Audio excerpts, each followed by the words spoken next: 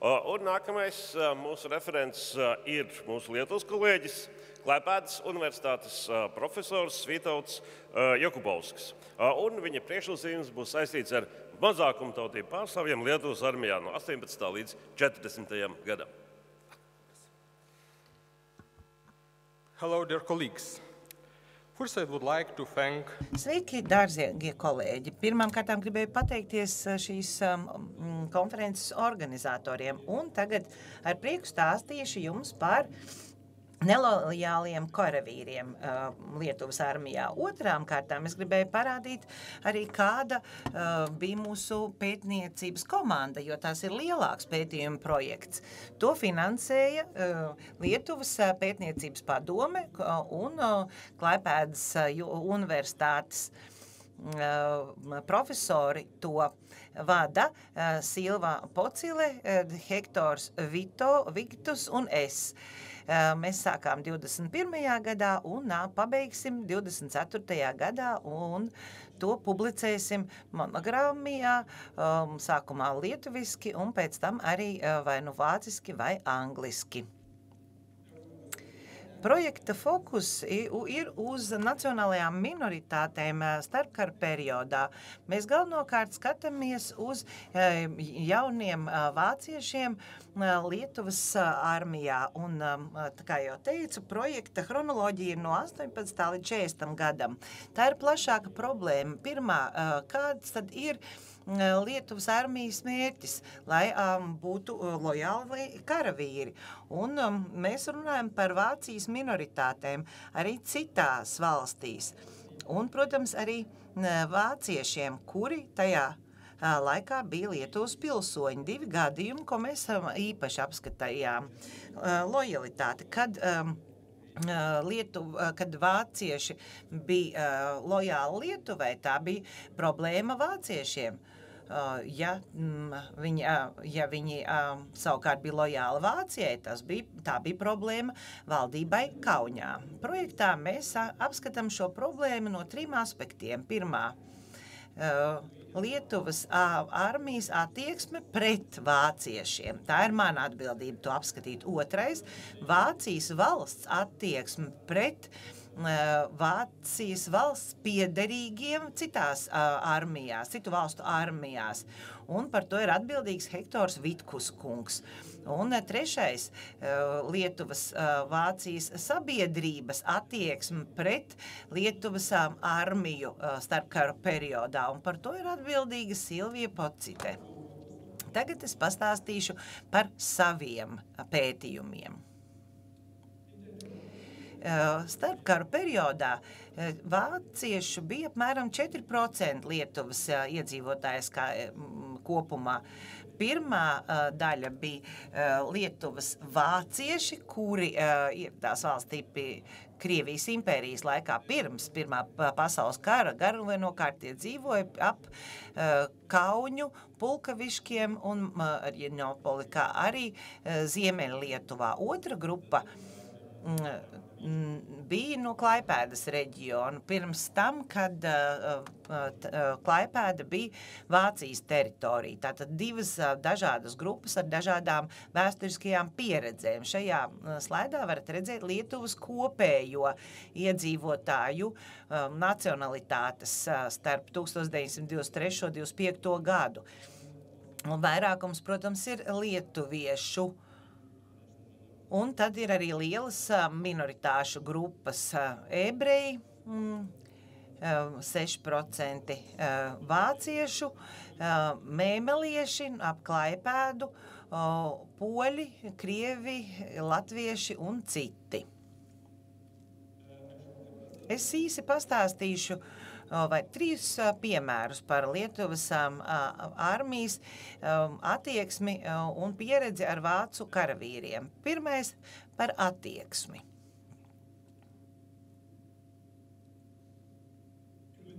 Lietuvā starpkara periodā bija diezgan negatīva konotācija, jeb attieksme runājot par vāciešiem. Lietuviešu valodā viņi tika apsaukta par vokičī, 21. gadsimtā Lietuvā vēl joprojām ir šis vārds saglabājies ar negatīvu pieskaņu, tad, kad mēs runājam par vaķņikiem, tātad no Krievijas nākušajiem cilvēkiem.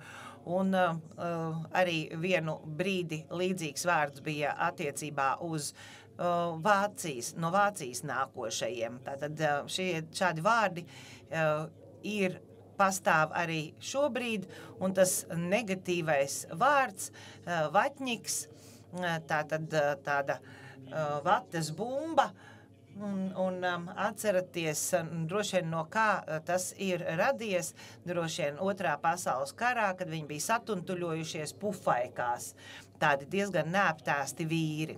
Un līdzīgs vārds ir arī vācu negatīvais vārds. Un tagad varat redzēt, kā šis negatīvais vārds tika sameklēts arī dažādos publikācijās.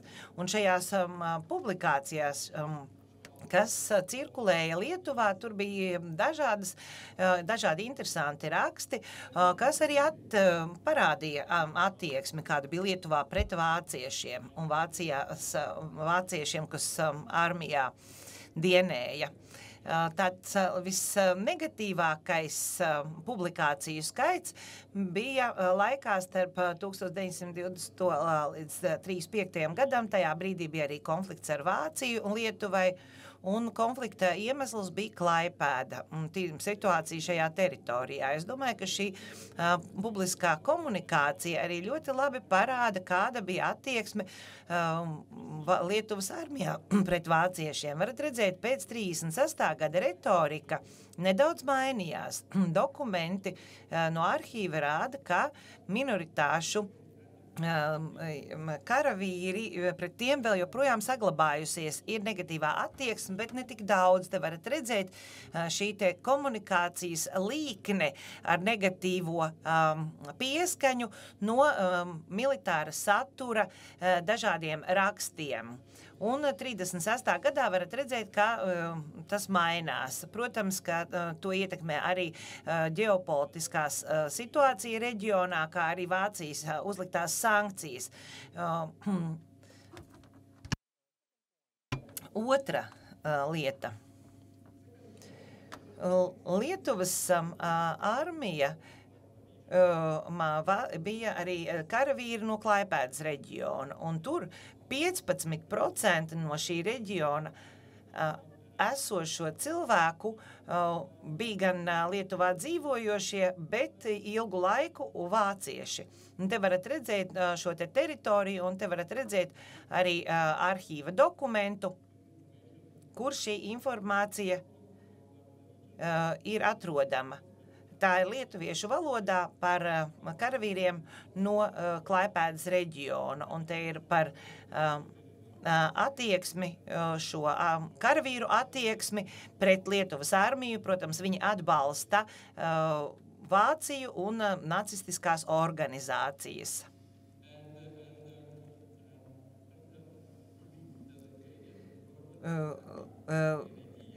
Lietuvas armijai un valdībai ir vienādi uzskati, proti, ka Vācija varētu ļoti ātri iekarot Lietuvu, tāpēc mums no viņiem jāuzmanās, tā kā viņi to izdarīja, piemēram, Austrijā.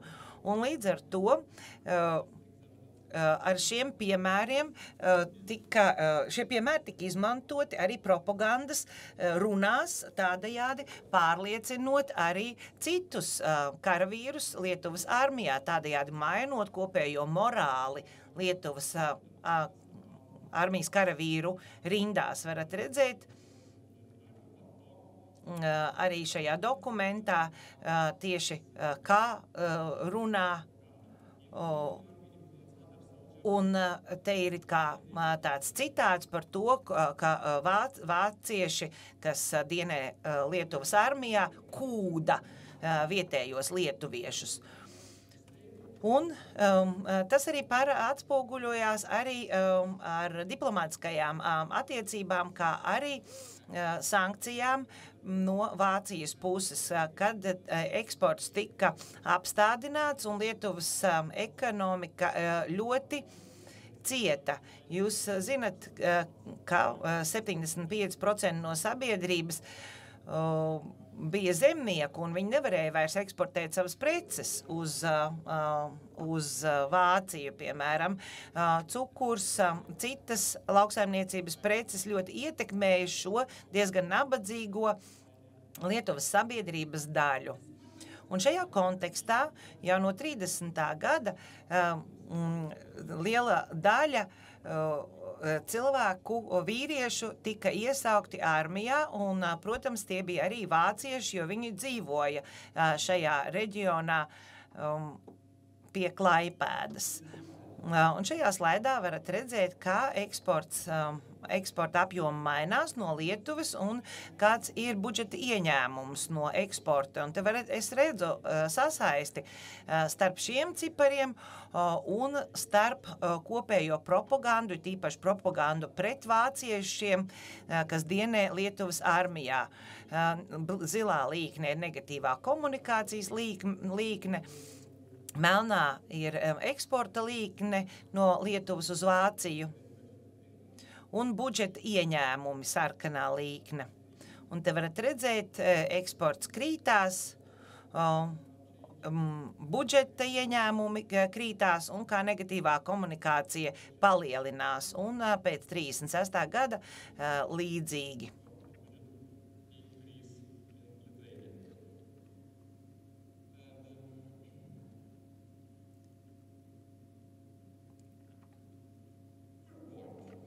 Nākamais, 39. gada septembrī bija Lietuvas armijas mobilizācija. Tas bija ārkārtīgi ātri.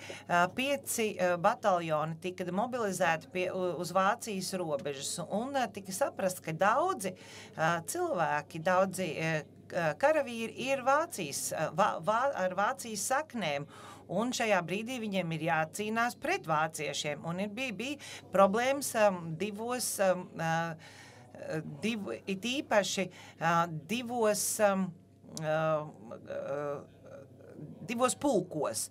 Un viens no pulkiem sūtīja pat informāciju armijas virsvadībai, ka vairs kareivus nevar kontrolēt, jo viņi vairs nav lojāli, viņi atklāti vairs neklausa virsvadībai. Un tāda bija tā realitāte attiecībā uz to, cik bīstami ir nelojāli karavīri. Un armija lēma par jaunu attieksmi, proti lojālie ir lietuviešu karavīri, it īpaši reliģiozi karavīri un tie, kas nāk no zemniekiem. Rezervē bija apmēram 200,000 karavīru, bet bija nepieciešams iesaukt apmēram pusi. Tādējādi bija izvēle paņemt vienu, nepaņemt otru. Bija šī problēma un jautājums, kāpēc Lietuvas armija sagaidīja un vispār pieņēma nelojālus karavīrus vai tādus, par ko bija aizdomas par to, ka tie varētu būt nelojāli. Es domāju, ka tam ir 3 iemesli. Pirmais, viņi vēlējās izglītot un mainīt šos karavīrus. Otrā, tiesiskā sistēma, proti, ka visi iedzīvotāji un visi karavīri ir vienādi. Un trešais, demogrāfija. Demografiskā situācija. Pirms kara daudz vairāk dzima puišu, bet vēlāk mazāk. Līdz ar to bija problēma un bija nepieciešams katru gadu apmēram 16,000 jaunu vīrieši.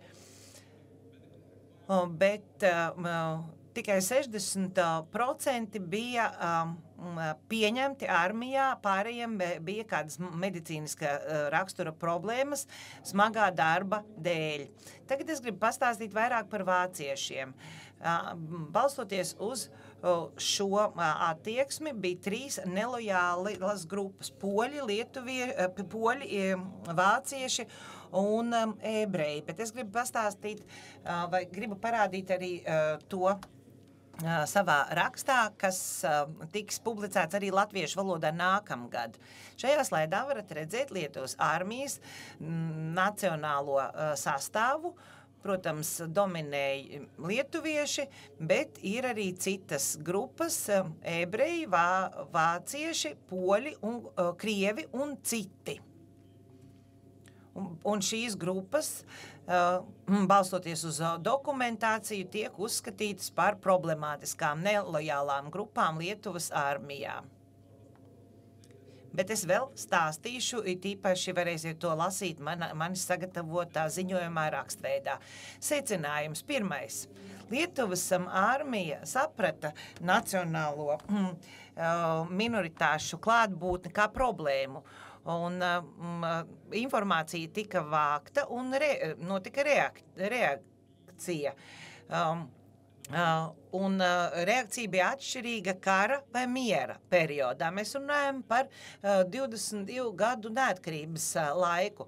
Šajā laikā lojalitāte tika celta un cilvēki tika integrēti.